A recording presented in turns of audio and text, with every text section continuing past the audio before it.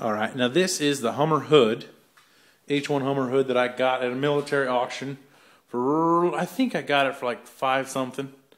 They usually go on sale or on eBay or online. You're lucky if you get them around 800 bucks, so I did pretty good. You lift this sucker up,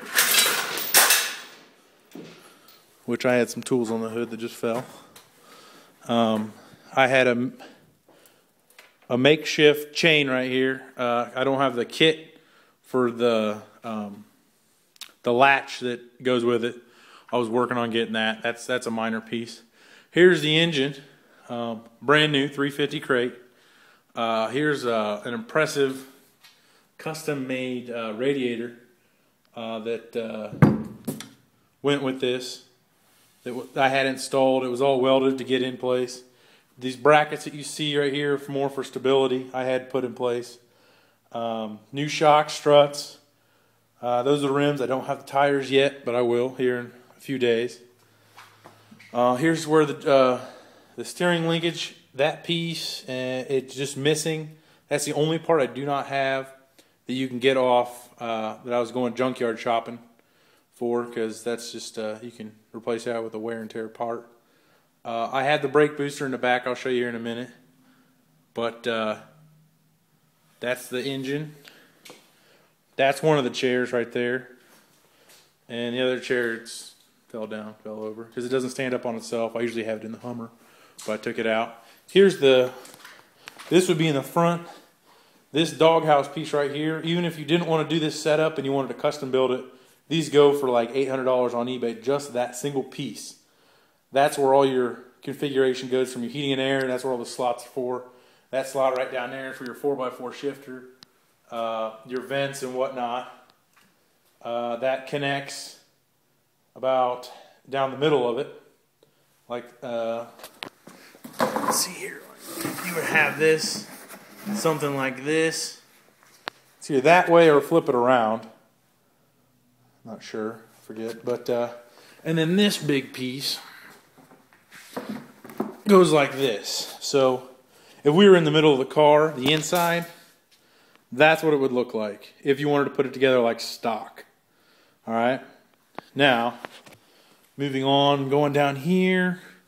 You have to forgive me, I have a lot of stuff in my big garage. Here's the other side of the inside. Going around into the rear. Here's the tailgate. A few things that go to my other car. But here is the brake booster that goes on there. And there's the steering linkage that's missing.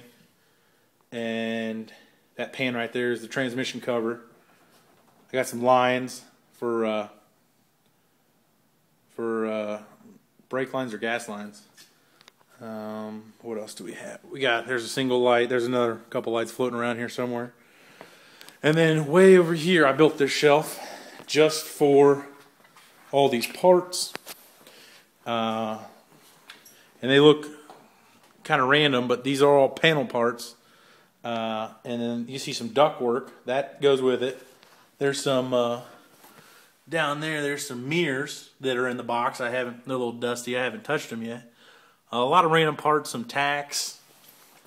I got a whole box of just insulation of like tubing and stuff you put around the edges of everything, so it comes together nicely.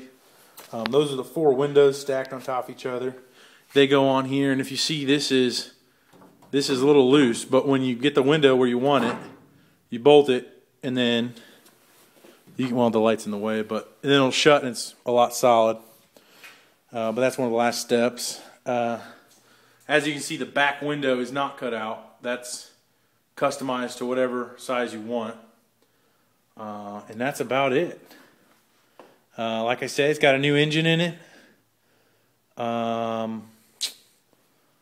It's got all new suspension. Everything on this vehicle right now is pretty much new. 95% on it right now is new. The things that it needs, paint, a little bit of the front windows and the back windows, which you can go to any window shop. I think I priced it out at like 250 bucks plus installation. Windows aren't really too expensive, but that's that. The chairs, one fell over. There's the front bumper, and there's the grill gate that's on the hood that's not there. That's a accessory piece. And I have the grill bumpers. When I get down here, they're down there. They're underneath it. I don't have enough room to show it to you, but when you put it together, it wraps around the front of the bumper. But all you need is to finish wiring the braking, the brakes, the fuel lines, because they're cut off right underneath the firewall here, to the engine. I even have brand new brake, the spirally ones, like the master cylinder ones that come off that. I have those, so most of the parts I have, you need to finish this.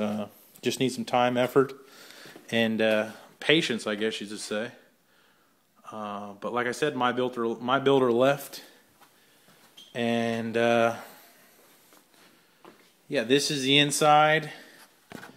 You see this long tube right here. It's like, if I were to stand it up, it's like 6.5 feet tall with that tube.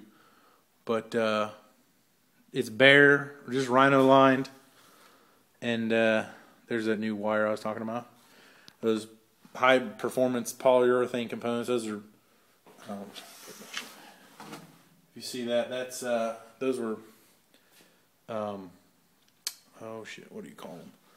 They're suspension parts. They're underneath what holds bushings. They're underneath what the frame is on to the chassis. Got the rear. You barely see that. That's rear drums, but they're new. Everything's painted, or rhino lined. I'm sorry. The doors, you know, they open. They shut, they click, they're good.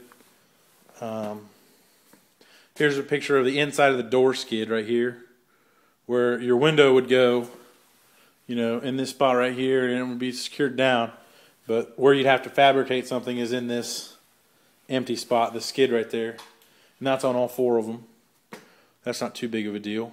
Just insulating this and getting it running is the few things that it needs to be done. I hope this video helps. I've spent a lot of time and money on this project. It's taken a long time just for me to get it to where it is right now.